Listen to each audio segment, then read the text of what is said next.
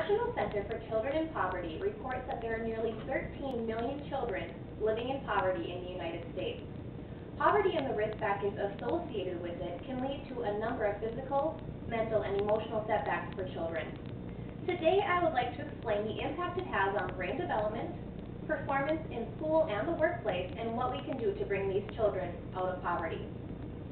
First, I'd like to explain the impact it has on brain development. There are 5 leading factors that can impede brain development. The first is trauma and abuse. Children who experience trauma and abuse during the first few years of childhood often can develop extreme anxiety and depression. They are unable to form healthy attachments to others, and it leads to a much higher tendency to be violent later in life. The second factor is inadequate nutrition. Studies show that children who do not receive proper nutrition during the crucial years of brain development often score much lower on vocabulary, reading comprehension, and mathematics tests. Malnutrition also causes social withdrawal and delayed motor skill development and physical growth. The third factor is quality of daily care. Regular positive interaction is vital to stimulate activity and growth in the brain. Children with poor daily care are not offered the opportunity to have their brains learn how to develop normally. They end up with stunted emotional and mental growth. The fourth factor is maternal depression. The majority of children living in poverty are brought up by single mothers. Many of these mothers have depression. This leads them not to be able to give their babies the emotional support and care that they need. The National Center for Children in Poverty again reports that the lack of these positive responses can cause babies to be more withdrawn, less active, and have shorter attention spans. The fifth and final factor is substance abuse. Nicotine, alcohol, and drug use, both during and after pregnancy, stunts neurons in the brain, leading to severe neurological disorders. So what can we do about this? We need to reduce the poverty rate. It is vitally important to reduce exposure of these harmful risk factors during early childhood.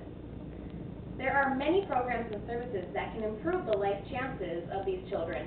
We specifically need to attack the problem of child poverty directly.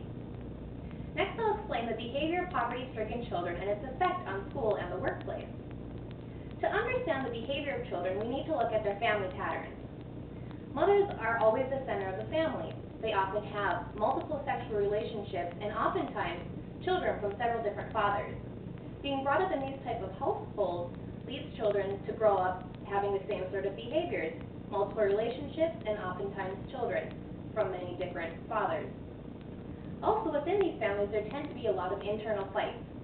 Allegiances are ever-changing. Favoritism is a way of life. So, who children stay with after school, who stays with whom when they are in trouble, and who deals with school matters can change on a daily basis, depending on the alliances at that particular moment. So what effect does this have on school? Well, not only does the impaired brain development of children in poverty affect their schoolwork, but they also have got other things to worry about that may hinder them from doing well in school. They probably come to school more worried about what they're going to eat for supper that night, or if they'll get to eat, more so than what the sounds are of the alphabet. Family fights, partying, and other factors may have kept them up all night, so they come to school emotionally exhausted and not able to concentrate. The animosity in their own households also leads these children to often be violent and obstinate in the classroom. And all of these factors together can lead to frustration and a lack of interest and motivation, which leads to a very high dropout rate among children in poverty. It also has an effect on the workplace. Doing poorly in school and early dropout makes it very difficult for these children to obtain high-paying jobs as they grow older. This, in turn, makes it hard for them to support their own growing families and brings the round of poverty full circle. There are 2 main pathways that can lead these children out of poverty. The first is education. Schools are virtually the only place where students can learn the choices and rules of middle class. Here they can also develop goals and visions of something that they may want to have or achieve. Relationships are the second pathway out of poverty. Developing a relationship with an educator, mentor, or role model shows them that they could live differently and can give children the hope and motivation they need to get out of poverty. Gaining understanding and awareness of the many obstacles children in poverty have to overcome every day is essential to provide them with the resources they need to be successful. The United States can work to create programs and services that are necessary to improve the life chances of children in poverty.